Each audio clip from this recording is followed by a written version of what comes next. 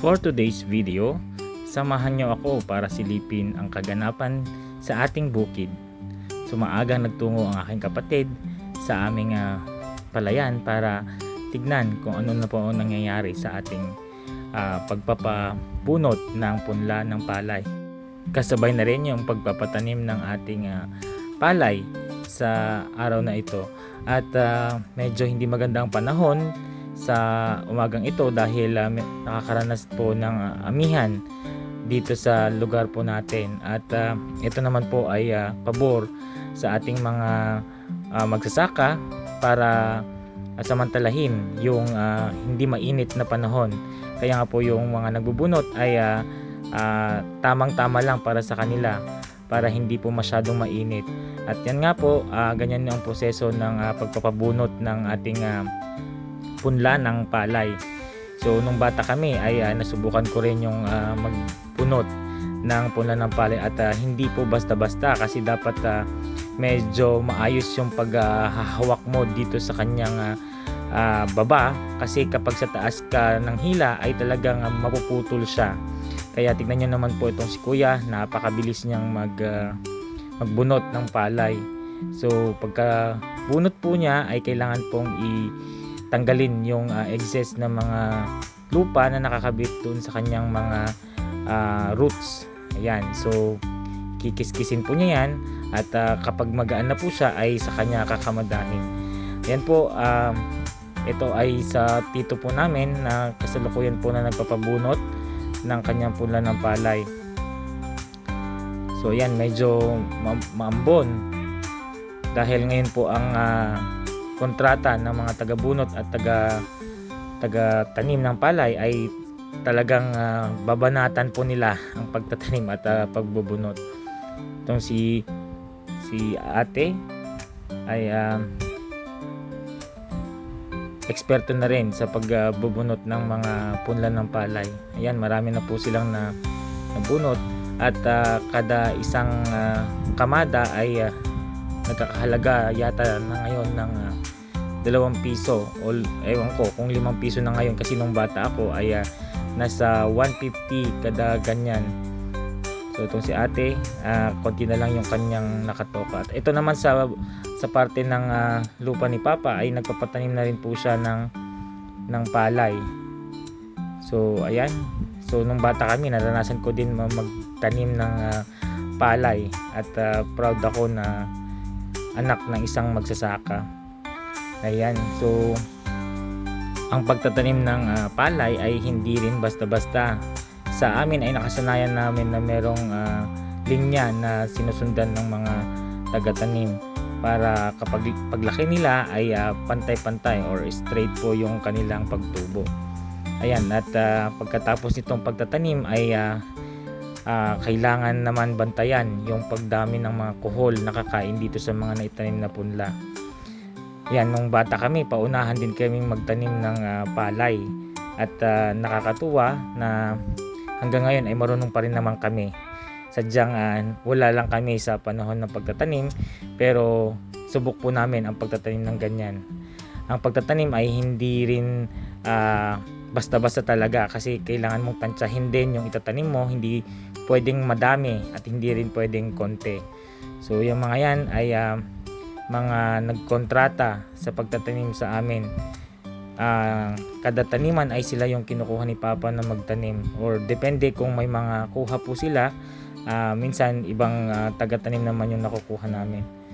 Ayan, at yung sa kabilang area naman ay busy yung aking tatay sa pagbubuhat ng mga punla na i-distribute sa buong palayan. At dito sa isang area pa rin po ito na tinatapos po nila. At pagkatapos niyan ay aakyat na po sila sa ibang mga palayan. Ayan, at tuloy pa rin ang pagpatak ng ulan dahil sa amihan. Itong sinasaka ng aking tatay ay hindi naman gaano kaluwang o kalakihan. Sakto lang na pangkain at pangkain din ng mga alagang hayop. At pagkatapos ng pagtatanim niyan, siguro mga 2 weeks ay tatamnan na rin ni Papa ng sitaw sa mga pilapil. At nagtungo naman ang aking kapatid para bisitahin yung mga mais na tira ng bagyo, mga bagyo na sunod-sunod, at the same time yung tinamaan ng army worms. At yan, nagbunga na sila at hindi mo talaga maiwasan na hindi maganda yung paglaki nila dahil ito ay tinamaan ng dalawang bagyo na magkakasunod. At buti nga at tumayo pa yung iba dahil yung last na tumamang bagyo ay talagang dumapa sila, at buti naman at hindi pa kasagsagan ng kanilang pamumunga, dahil kung ito ay natamaan nung time na ganyan po yung kalalaki nila, ay talagang hindi na po sila mamumunga ng maayos. At ayan, mapapansin nyo, hindi rin talaga maganda yung lupa nung pinagtamnan namin dyan na area. At nagtungo na yung aking kapatid sa tanim ni Papa ng mga sitaw para mamitas. At dahil napakadami na rin na bunga, kaya pinagkukuha na niya. So ito ay 2 linya nga lang ata itong tinaniman ni Papa ng sitaw. At syempre pagkatapos niyan ay ibebenta niya yung mga nakuhang mga sitaw, dahil hindi naman natin kayang ubusin yan. At napakaganda nga, sabi ko nga na kapag umuulan ay napakagandang magtanim.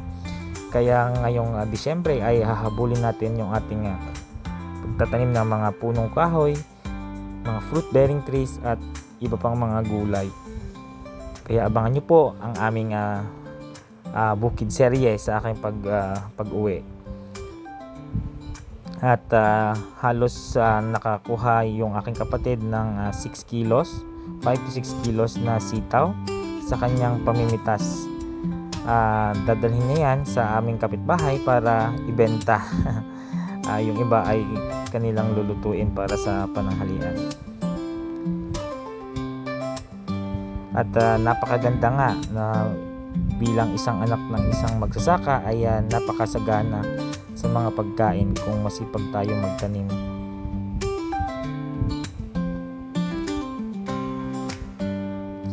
Ayan, iniisa-isa na ang aking kapatid para hindi po masayang yung iba.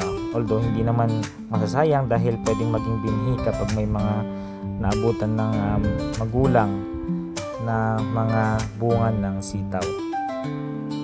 Sa gilid po niyan ay may mga sili din po na pinitas niya, at may kasama ding bunga ng okra.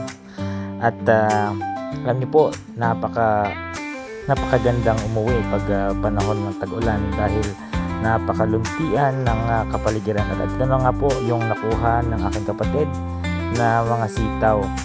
So at dito ulit nagtatapos ang ating video, at maraming salamat sa inyo at hanggang sa muli. Salamat!